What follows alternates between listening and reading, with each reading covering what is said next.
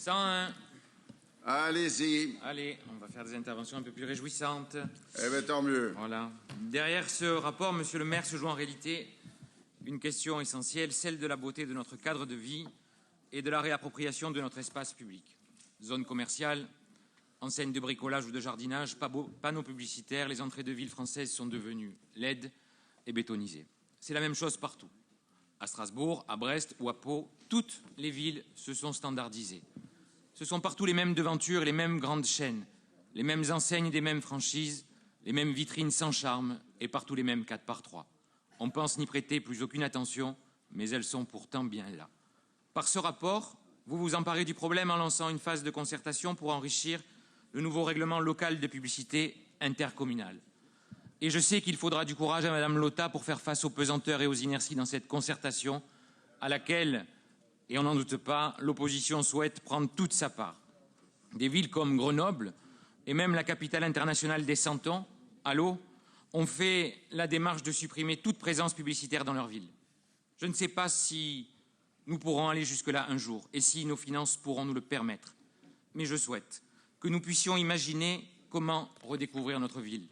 On le sait, la publicité a été pendant des années le moteur de la consommation de masse. La nouveauté d'après-guerre qui nous vendait du bonheur à chaque coin de rue a désormais fait son temps. Aujourd'hui, l'affichage publicitaire symbolise la domination des grandes enseignes sur le petit commerce de proximité, l'emprise du marketing sur la sphère publique et la fin, disons-le, d'une forme de recherche de l'esthétisme. Nous devons donc repenser, Madame Lotta, mais je sais que vous y travaillez, le zonage des espaces publicitaires pour décider des lieux qui peuvent, ou non, être préservés de toute forme de marchandisation. Par cette mesure simple, des quartiers pourraient ainsi connaître une phase d'embellissement sans précédent. Imaginez la Valentine débarrassée de ses panneaux publicitaires. Imaginez la Pointe Rouge sans ses 4x3 qui défigurent le paysage.